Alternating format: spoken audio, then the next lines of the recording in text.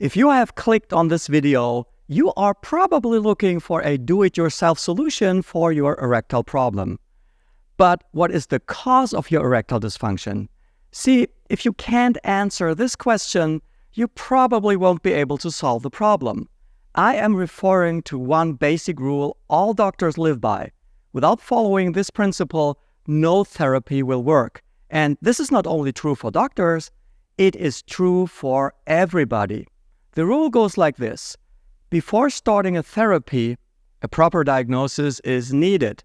If you now think, okay, my diagnosis is erectile dysfunction, therefore I am going for Kegel exercises, or I will start drinking watermelon juice, or I will eat a banana with cinnamon each night, then you are on the wrong track.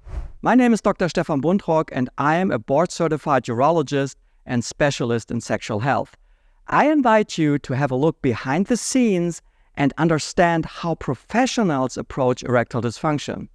I mean, the professionals who have made it their mission to understand what's happening in the individual patient in order to come up with an individual solution. Because not every urologist is interested in erectile dysfunction. And I mean, that's okay. Urology is such a diverse field, and we have reached such a high degree of specialization nowadays. I know guys who just do prostate cancer. If you want to discuss bladder cancer with them, they will tell you to go and talk to somebody else because that's not their area of expertise. What you have to understand about ED is that the penis is a very sensitive antenna for any kind of disruption in the body and mind. Sometimes this disruption is called aging. It's about the genetic hand you were dealt before you were even born. Some guys are just lucky. They have excellent erections despite advancing age. It's in their genes. But generally, good erectile quality is a sign of good overall health. Here's what you can do yourself to increase your overall health and at the same time work on your erections. First of all, eat the right food in the right amount. I'm not talking about single foods like watermelons or bananas with cinnamon. Sounds simple, but doesn't work because this approach is oversimplistic and foolish. Let's take my neighbor across the street. He's a weird guy. He has a wooden fence in his front yard, and that thing is completely rotten. It falls apart in many places. However, what he cares about is his garden gate. Every few years, he replaces it. He seems to be blind for the whole picture. So don't be like that neighbor. If your penis is not working, don't just look at the garden gate, look at the whole fence. What else are you eating? The human body is not made for the Western diet. It causes obesity, raises your cholesterol, makes you go diabetic, pushes your blood pressure and clogs your arteries. Watermelon juice won't help with that. What helps is a completely different food pattern. Replace saturated fats with unsaturated fats. Avoid any kind of processed food. Know your calorie demand and your calorie intake. Step 2 is to work out on a regular basis. This is good for your heart and also for your penis. Don't just do cardio. You also want to implement strength training and, very importantly, something for your flexibility. The body works in movement patterns. Less flexibility means an increased risk for muscular disbalances, which is especially true for the pelvic floor.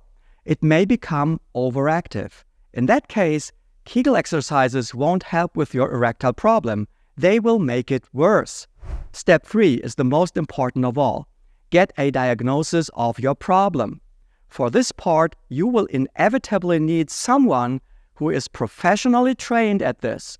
You need someone who can do an ultrasound on your penis to find out whether you have corporal fibrosis or Peyronie's disease, or if you have a heart problem, hormonal issues, a mental blockage, diabetes, sleep apnea, prostate issues, muscular disbalances in your pelvic floor, side effects from medication, or if you are just old.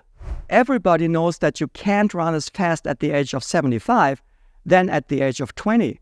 Why do you expect your penis to stay young forever? It is an organ that ages like any other organ. It loses beta receptors and becomes less reactive to sexual stimuli. It will lose smooth muscle within the cavernous bodies. It will develop some venous leakage. All of that is just normal. But you are in luck. You are living in a time that offers effective treatments our ancestors only dreamt of. Today, we have the means to help many men with erectile problems. And yes, this help also includes medication like Viagra and Cialis. But there are new therapies emerging as well, so-called regenerative therapies, which tackle the cause of the problem more than the symptoms. Therapies like shockwaves, platelet-rich plasma, stem cells, and so on. Here's a thought. If Kegel exercises were that effective, how come Viagra didn't make the headlines? I mean, watermelon juice, banana with cinnamon, and Kegels would have been sufficient. No new treatment would have been able to take their place. Oh, you think because of Big Pharma? Have you ever heard about Sovaldi? Most probably not. That was another revolution. In 2017, Sovaldi was introduced to the market, and from now on, hepatitis C could be cured. Viagra made the headlines because for the first time in the history of mankind, there was a treatment that would reliably help many men regain their erectile ability. Rhino horn, horny goatweed, and Kegel exercises did not do the trick. However, I don't want to condemn Kegel exercises too much. They are an excellent thing to do for the right patient. Want to know whether you could be the right patient? This video will tell you. Thanks for watching. Bye-bye.